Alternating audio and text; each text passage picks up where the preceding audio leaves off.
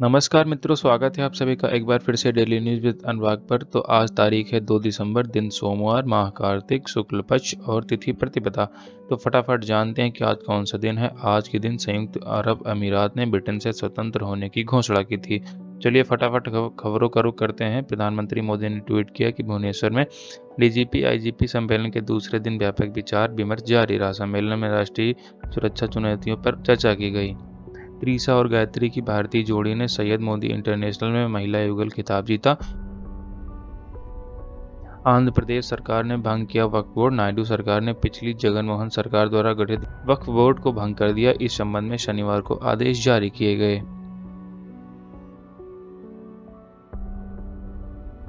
Donald Trump ने BRICS देशों को खुली धमकी दी है। ट्रंप ने कहा कि अगर ब्रिक्स देश अमेरिकी डॉलर को रिप्लेस करने की कोशिश करते हैं तो वे उन पर 100% टैरिफ लगा देंगे। राष्ट्रीय स्वयंसेवक संघ के संचालक मोहन भागवत ने जनसंख्या नीति को लेकर अहम बयान दिया है। उन्होंने रविवार को महाराष्ट्र में आयोजित एक कार्यक्रम में कहा कि यह जरूरी है कि जनसंख्या की औसत वृद्धि 2.1 से नीचे न जाए। हमारे लिए यह जरूरी है।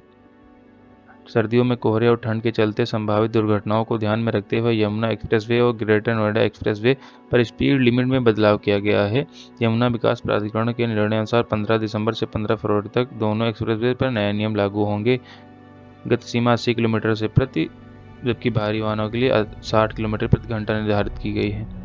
राष्ट्रपति पद के लिए निर्वाचित डोनाल्ड ट्रंप ने भारतीय मूल के गुजराती काश पटेल को बड़ी जिम्मेदारी दी है।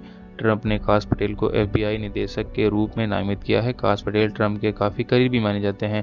ट्रंप ने कहा, काश एक शानदार वकील, जांचकर्ता और अमेरिका फर्स्ट फाइटर हैं। खालिस्तान समर्थकों ने 30 नवंबर 2024 को कनाडा के ऑन्टारियो प्रांत के स्कारबोरो में स्थित लक्ष्मी नारायण मंदिर के बाहर भारत सरकार के खिलाफ प्रदर्शन किया। कोर्ट के रोकने के बावजूद ये विरोध प्रदर्शन हुए।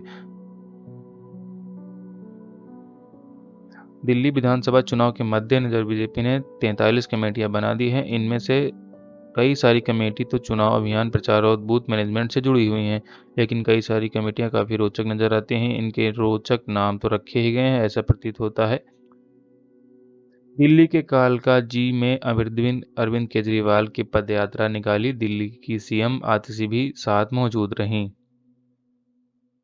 बीसीसीआई के सचिव जय शाह अब इंटरनेशनल क्रिकेट काउंसिल यानी आईसीसी का चेयरमैन पद संभाल लिया है। न्यूजीलैंड के ग्रेग पुदुचेरी के कई हिस्सों में चक्रवात फेंगल के मद्देनजर भारी बारिश के कारण जल भरा हुआ। आईएमडी के अनुसार चक्रवात फेंगल धीरे धीरे पश्चिम दक्षिण पश्चिम की ओर बढ़ेगा, जो धीरे धीरे कमजोर होकर गहरे बादल में परिवर्तित होगा। ईवीएम हैक करने का दावा करने वाले शख्स पर इलेक्शन कमीशन ने दर्ज की एफआईआर। बीएनएस और आईटी एक्ट के तहत मामला दर्ज किया गया। महाराष्ट्र के मुख्य निर्वाचन अधिकारी ने ईवीएम हैक करने के दावे को बिल्कुल निराधार और झूठ बताया। उत्तर प्रदेश की खबर है। सपा प्रमुख अखिलेश यादव ने कहा, संभल में जो कुछ हुआ है वो प्रशासन की नाकामी रही है। जगह जगह जो खबरें सुनने को मिल रही हैं, ये कहीं ना कहीं बड़े पैमाने पर साजिश के तहत हो रहा है। प्रशासन की नाकामी की वजह से पूरा देश में खराब संदेश गया है। अगर प्रशासन की जिम्मेदारी निभाता तो सरकार की नीयत साफ होती तो ये घटना कभी नहीं होती। इस घटना के लिए भाजपा सरकार दोषी है। वो नहीं चाहते कि समाज में शांति हो। समाज की शांति खत्म करके ही तमाम मुद्दों से ध्यान भटकाने का काम भाजपा कर रही है। भारत ने कैनबरा में रविवार को खेले गए वार्म अप मैच में शानदार प्रदर्शन करते हुए प्राइम मिनिस्टर 11 को 6 विकेट से हराया। शुभमन गिल ने अर्धशतक लगाकर टीम को मजबूत शुरुआत दी, जबकि वाशिंगटन सुंदर ने 42 रनों की आक्रामक पारी खेली। दिल्ली के इंदिरा गांधी अंतर्राष्ट्रीय हवाई अड्डे पर कस्टम विभाग के अधिकारियों ने बड़ी कार्रवाई करते हुए एक यात्री के पास से करोड़ों रुपए का सोना जब्त किया। यह सोना कथित तौर पर अवैध रूप से देश में लाने की कोशिश की जा रही थी। महायुति के सीएम को लेकर एकनाथ शिंदे का बड़ा बयान। सरकार जनता के आवाज वाली सरकार को मेरा पूर्ण समर्थन है। प्रधानमंत्री नरेंद्र मोदी और अमित शाह जो कहेंगे वही होगा। हिंदुस्तान में रहना है तो राधे राधे कहना है, सीएम योगी के मंत्री का फरमान। अमेठी के तिलोई विधायक मयंकेश्वर शरण सिंह का बयान, सार्वजनिक बयान वीडियो पर वायरल हो रहा है। कांग्रेस नेता राहुल गांधी ने रविवार को ट्विटर पर पोस्ट कर भारत की जीडीपी का कम दर होने की चिंता जताई। उन्होंने लिखा कि जब तक मुट्ठी भर अरबपतियों को देश की अर्थव्यवस्था का लाभ मिलता रहेगा, तब तक इकोनॉमी आगे नहीं बढ़ सकती। सरकार ने नवंबर 2024 में गुड्स एंड सर्विसेज टैक्स यानी जीएसटी से 1.82 लाख करोड़ रुपए जुटाए हैं। सालाना आधार पर इसमें 8.5% की बढ़ोतरी हुई है। रविवार को जारी किए गए आंकड़ों के मुताबिक एक साल पहले यानी नवंबर 2023 में बढ़त हुई। कांग्रेस और शिवसेना यूबीटी के नेताओं ने पूर्व सीजेआई डीवाई चंद्रचूड़ को लेकर दो बड़े बयान दिए हैं, जिसमें एक बात कही गई है कि अजमेर संभल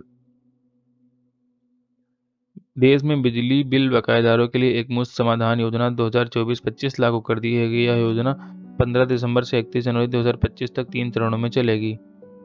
बीसीसीआई को 5 वर्षों तक सचिव के तौर पर सेवा शाह अब आईसीसी के अध्यक्ष के तौर पर क्रिकेट को लेकर लोकप्रिय बनाने के लिए काम करेंगे। रविवार को उन्होंने आईसीसी अध्यक्ष का पदभार संभाला और टेस्ट तथा महिला क्रिकेट पर बात की। सबसे पहले शाह ने आईसीसी अध्यक्ष चुने जाने पर खुशी जताई। उन्होंने कहा,